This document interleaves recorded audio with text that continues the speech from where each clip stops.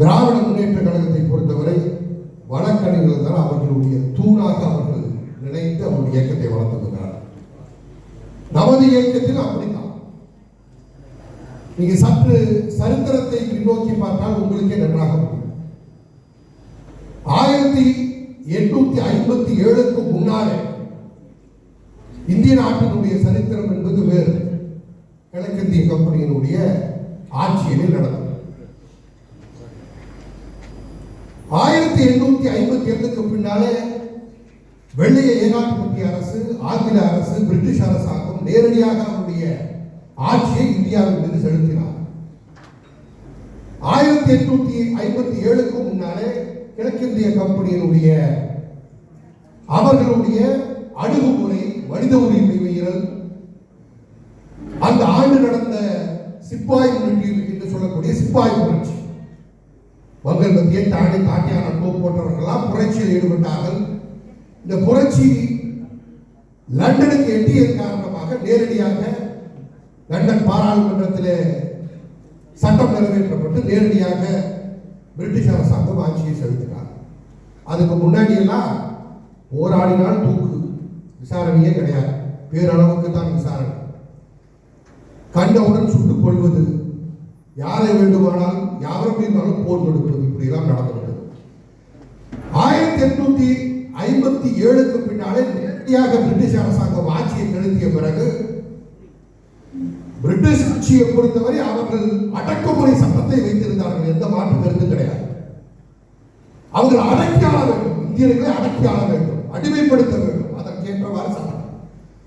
ஆனால் சட்டத்தின்படிதான் அனைத்தும் செய்தார்கள். அது மாற்று கருத்து இல்லை. சட்டம் மீது குறை இருக்கிறது, ஆனால் அமல்படுத்தியது சட்டத்தின் மூலமாக அனுமதிக்கிறார். இதன் காரணமாகத்தான் 1857க்கு பின்னாலே இந்த தேசத்தின் விடுதலைக்காக போராடிய பழம்பெரும் பெரிய கட்சி காங்கிரஸ் கட்சி, மாற்று கருத்தே கிடையாது.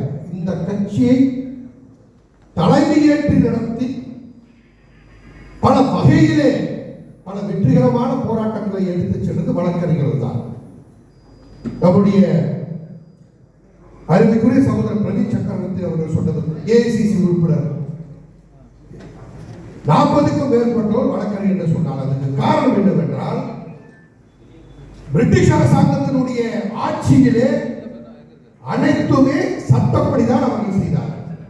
அதற்கு வழக்கறிஞர்களுடைய பாதுகாப்பு நம் இயக்கத்திற்கு தேவைப்படும். இதன் காரணமாகத்தான் நீங்க வழக்கறிஞர்களை அதிகமாக தலைமையிடத்தில் வைத்திருந்தது காங்கிரஸ் கட்சி. குறிப்பாக நம்முடைய மோகன்லால் கரம்சந்த் காந்தி, மகாத்மா காந்தி, மோதிலால் நேரு, சிஆர் தாஸ், சர்தார் வல்லபாய் பட்டேல், மதன் மோகன் மால்வியா, ஜவஹர்லால் நேரு, தமிழகத்தை பொறுத்தவரை வாவு சிதம்பரம் பிள்ளை, இவர்கள் எல்லாமே வழக்கறிஞர்கள். இவர்களைத்தான் அதிகமாக அந்த சுதந்திர போராட்டத்தின் போது காங்கிரஸ் கட்சி முன்னெடுத்து தலைமையேற்க செய்தது. போராட்டங்கள் நடத்தும் பொழுது அவர்களுடைய முழு அளவிலான ஒத்துழைப்பும் அவருடைய பாதுகாப்பும் நம்முடைய இயக்கத்துக்கு தேவைப்பட்டது.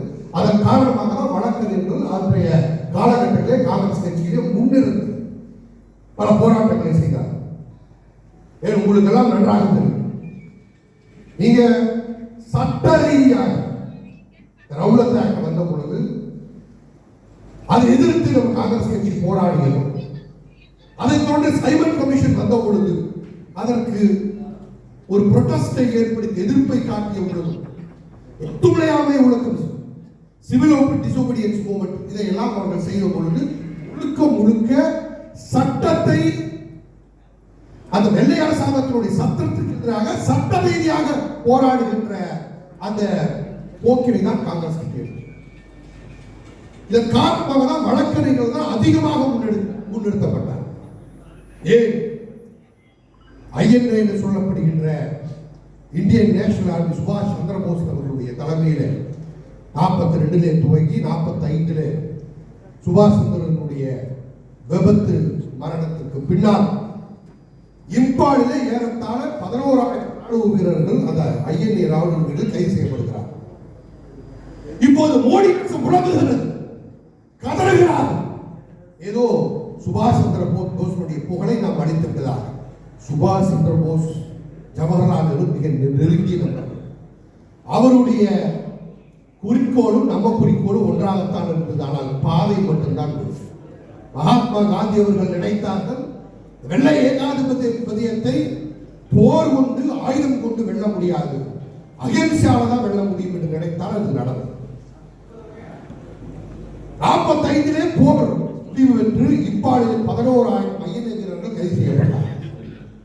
ஆனால் சரித்திரத்தை நாம் சொல்ல வேண்டும், அந்த 11,000 வீரர்களும் 46 அவர்கள் நீதிமன்றத்தில் நிறுத்தப்பட்டு காங்கிரஸ் கட்சி ஜவஹர்லால் நேரு அவர்களுடைய தலைமையிலே ஒரு கவுன்சிலை ஏற்படுத்தி அவர்கள் வாதாடி அவர்களுக்கு விடுதலை வாய்ப்பு.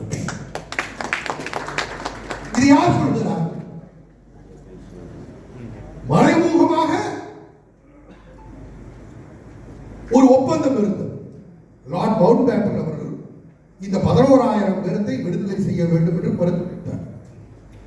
அதற்கு காரணம் ஜவஹர்லால் நேரு அவர்களுடைய அந்த சட்ட நுணுக்கங்கள் எப்படி கையாள்வது என்ற அந்த வழக்கறிஞர்களுடைய திறன் தான் அதற்கு